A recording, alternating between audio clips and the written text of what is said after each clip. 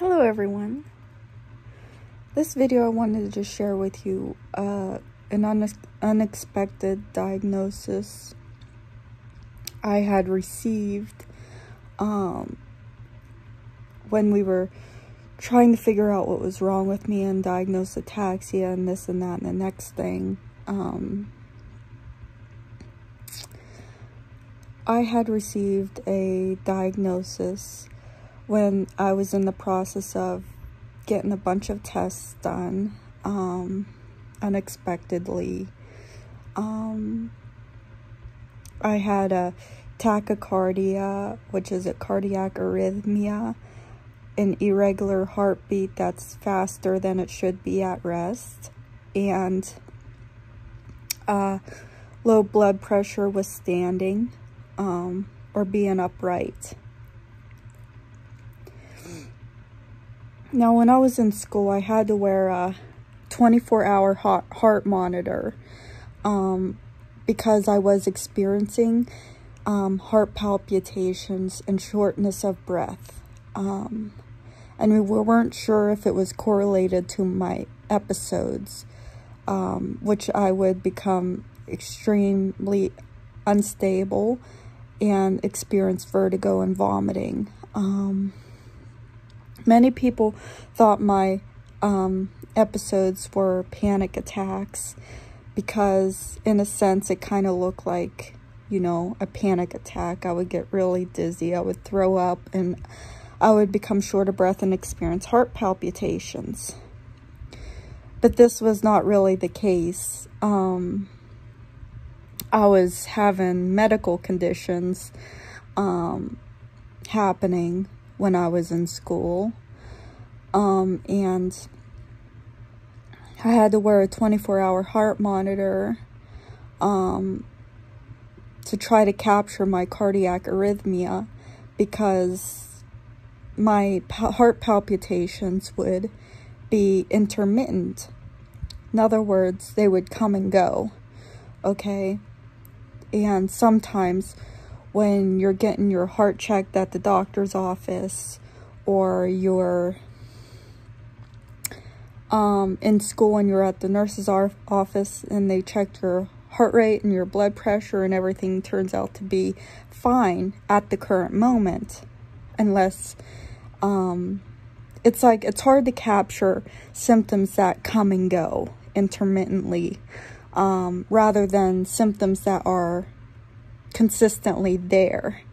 And the same goes with my episodic ataxia, because symptoms would come and go and fluctuate so much, because it was just hard to see I had ataxia in between the coming and going. Same with my heart palpitations, they would come and go, and it was hard to capture, so I had to wear a 24-hour heart monitor to try to capture the fluttering I would experience associated with my tachycardia. I then was referred to a clinic and did a tilt table test, in which I stumbled upon,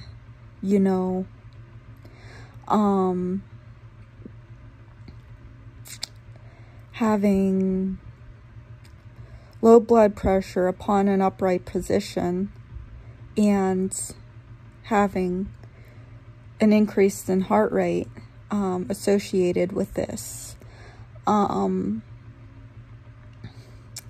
So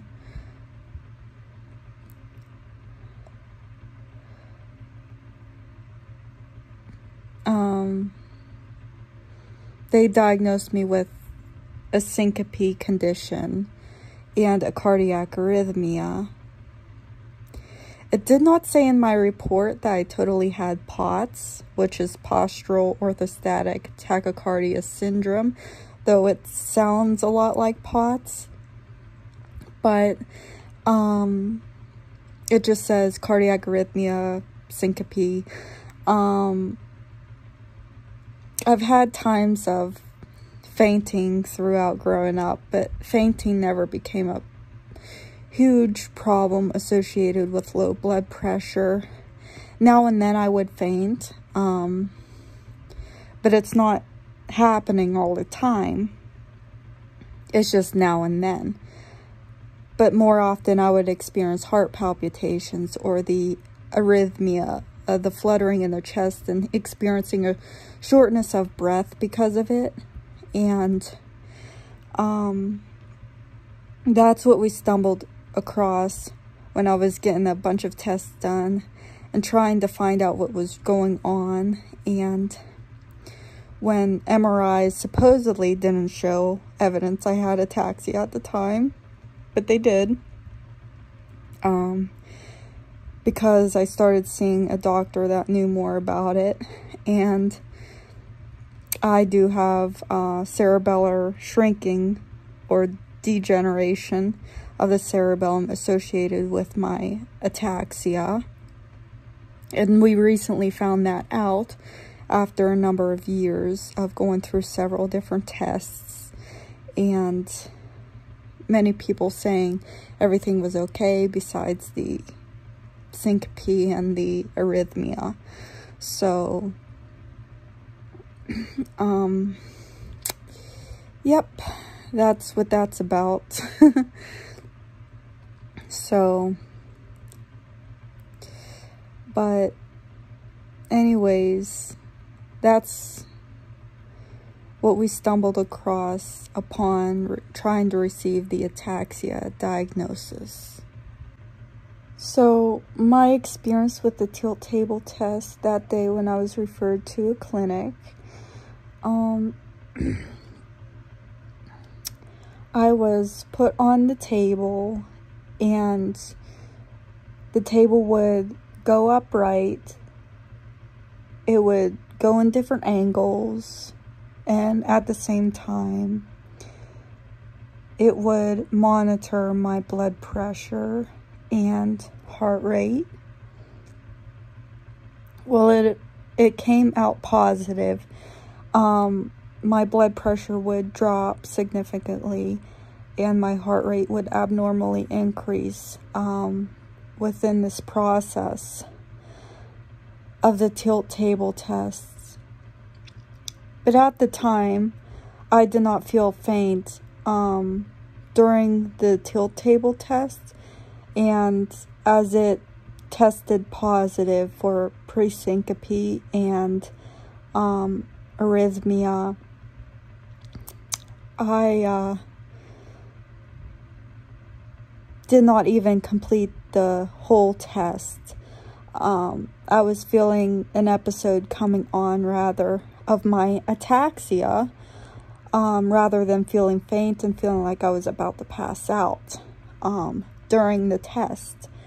So I did not complete the whole test. I was taken off the tilt table.